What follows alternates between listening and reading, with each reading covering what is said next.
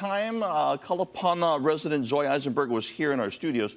She was talking about the debut of her novel called Significant Others back in February of this year. Now she's back making her solo directorial debut in film with Chaperone, and it's showing at HIFF44, and she brings several of the actors with her to Sunrise. Hi everybody, good morning. Good morning. Hey, we've got Mitzi Alcaja and Krista Alvarez. You're both actors on the show. Thank you for being here. Sit tight for a moment. I'm going to deal with Zoe for a couple of moments. What is this story, Chaperone, and what was your inspiration for it? Sure. Chaperone is an age gap drama. It follows a 29-year-old woman who is mistaken for a high schooler by a high school student and starts a duplicitous relationship with him.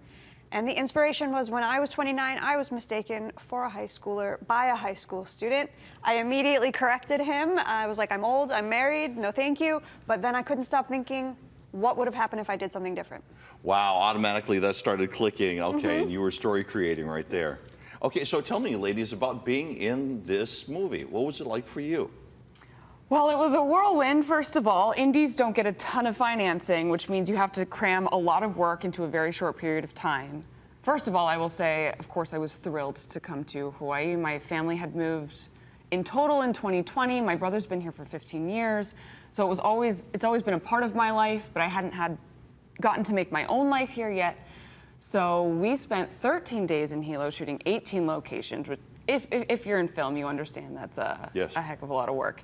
But Zoe made the work really fun, and it was just fun to explore this character that was very deeply flawed and got to flirt a lot with a very attractive man. All right, Krista, what was your role in this one? I was the mother of our, of our high schooler. Okay. Was that a stretch for you, or was that? Yeah, I'm not a mom, I'm a cat mom. Okay. I'm a godmother. Okay. But I was raised by a single mother, so that's how I connected to the character. Okay. And I knew how much she threw into raising me and my siblings, and I just connected with Georgia and wanted to throw everything into Mr. Laird, our actor. Our high school star. Yes.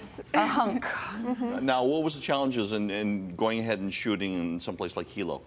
Hilo's very remote. I mean, all of Hawaii is hard to shoot in a little bit because we're so far removed from the larger industry. And yeah, our outer islands are especially so. Okay, if somebody wants to see this, where is it coming up? And you're also showing it in Hilo as well, right? Yeah, so we screened this week already on Oahu with HIFF, and we're playing on November 10th in the Palace Theater where the film was shot. How does it feel to go ahead and take this back home and show this? It feels so good. We've been touring the film for about 10 months now, but this for me is the real premiere. I'm going to put her on the spot. So, how was she like as a director? Delightful, so quick on her feet, so thoughtful, very empathetic.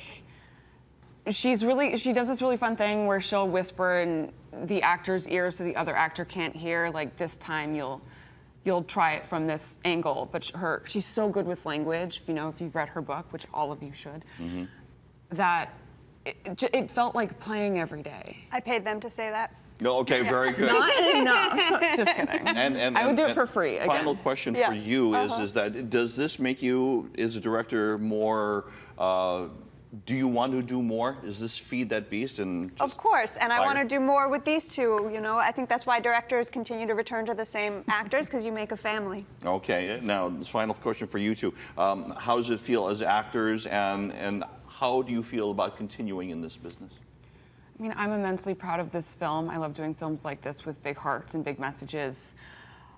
The industry has been changing so much recently that it's hard to anticipate what will happen. I just hope that we all still have jobs, and my friends in the industry still have jobs. I love the work so much. It's so important to get to just portray real humans on screen whose voices need to be heard, especially representing people. Okay. Krista, I've got about 15 seconds. You get the final word. What do you want people to walk away with this film? Oh, to be more empathetic for humans. And women. And women, absolutely. All right, once again, Mitzi Alcaja, Krista Alvarez, and Zoe Eisenberg, congratulations to all of you. Thanks so much, Billy. And much continued success. Thank you. All right, HIFF44. If you want more information, go to HIFF.org. Let's get you back into the studio with Jonathan.